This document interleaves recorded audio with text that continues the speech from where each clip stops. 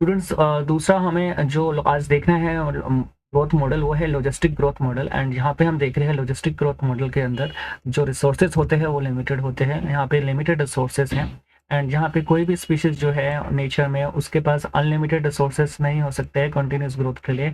कभी ना कभी तो जो रिसोर्सेज है वो लिमिटेड हो ही जाएंगे। तो यहाँ पे अनलिमिटेड रिसोर्सेज नहीं है किसी भी स्पीशीज के पास। कंपटीशन उसके बाद शुरू हो जाता है, इंडिविजुअल्स जो है आपस में कम्पीट करते हैं फूड्स के लिए, स्पेस के लिए एंड अदर एसेंशियल रिसोर्सेज के लिए।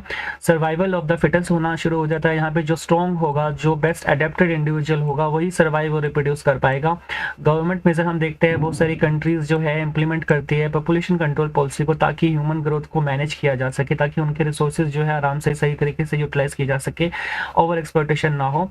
कैरिंग कैपेसिटी जो है हम देख रहे हैं इसको, जिसको हम के से डिनोट कर रहे हैं। एवरी हैबिटेट, कोई भी एक जगह है जहाँ पे हैबिटेट, जहाँ पे कुछ रहते हैं, वहाँ पे उसकी एक मैक्सिमम पॉपुलेशन की लिमिट होती है कि उसको एक लिमिट है, उसके बाद वो जो एरिया है, वो जो हैबिटेट है, उसके बाद वो उसको सस्टेन नहीं कर पाता। तो एक मैक्सिमम पॉपुलेशन लिमिट होती है, वो उसी को उतना ही सस्टेन कर सकता है। It can support and sustainably, आराम से।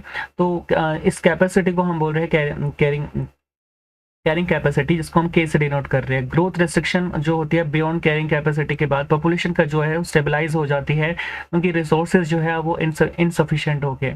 तो ये सारी चीज़ें लॉजिस्टिक ग्रोथ में देखने को मिलती है। और अगर हम इसका ग्राफ देखें तो हमें ये ब्लू कलर का ग्राफ जो एक एस शेप, सिग्मॉइड शेप दिखा रहे हैं, जो हमारा लॉजिस्टिक ग्रोथ का ग्राफ दिखा रहा है। यहाँ पे हम देख रहे हैं रिस्पॉन्सेज, जो रिस्पॉन्सेज लिमिटिंग ग्रोथ हो रही है, लिमिटिंग ग्रोथ कर रहे हैं। प्लॉट जो है लॉजिस्टिक का, यहाँ पे जो आपको स्ट्रेट लाइन नजर आ रही है, वो क्या डिनोट कर रहा है? इसे carrying capacity.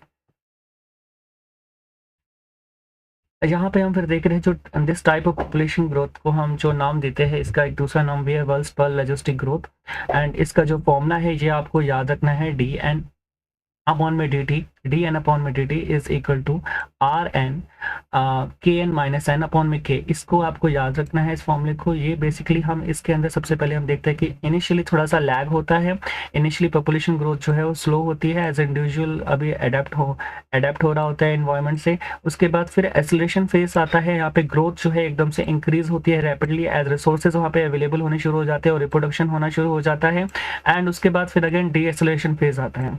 D acylation phase आते ही ग्रोथ जो है वो स्लो डाउन हो जाती है due to increasing the competition, और रिसोर्सेज के लिए कंपटीशन शुरू होता है। तो उसके बाद एक स्टेट आती है एसिम्पटेट, जो कि कैरिंग कैपेसिटी जब वहाँ पे रीच हो जाती है। यहाँ पे हम देख रहे हैं एकदम रीच केक पे टच हो रही है line, and population stabilize as it reach the environment carrying capacity. यहाँ पे स्टेबलाइजेशन होना शुरू हो गया है।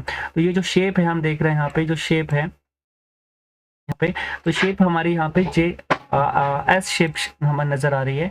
एस शेप हमें नजर आ रही है उसका, तो एस, इसको हम सिग्मॉइड कर्व बोल रहे हैं व्हेन प्लॉटेड।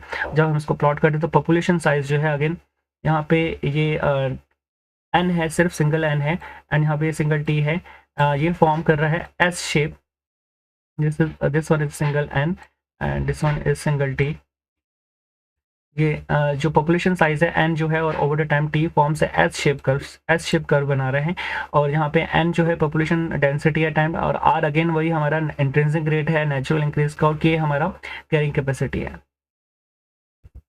तो हम देख रहे हैं यहाँ पे मैक्सिमम पॉपुलेशन ग्रोथ कब हो रही है, एन जब हमारा इज इक्वल टू के अपॉन में टी के बराबर हो जाएगा, तो हमारे यहाँ पे मैक्सिमम पॉपुलेशन ग्रोथ हो रही है। तो हमें इसमें यहाँ पर जो कुछ चीज़ें हैं याद रखनी है, वो क्या, ये जो हमारा जो शेप बन रहा है वो सिग्मॉइड एस कर्व बन रहा है, एस शेप का कर्व बन रहा है। उसका जो फॉर्मूला है डी एन अपॉन में D T is equal to R N bracket में के माइनस एन अपॉन में के आपको ध्यान में रखना है क्या होता है। और इसके अंदर सबसे पहले लैग फेस आता है, फिर लैग फेस आता है, फिर एक्सेलरेशन फेस आता है, फिर डी एक्सेलरेशन फेस आता है, स्टेबलाइजेशन होना शुरू होता है। It is just because of the carrying capacity. और ये जो लॉजिस्टिक ग्रोथ है, ये एक तरह की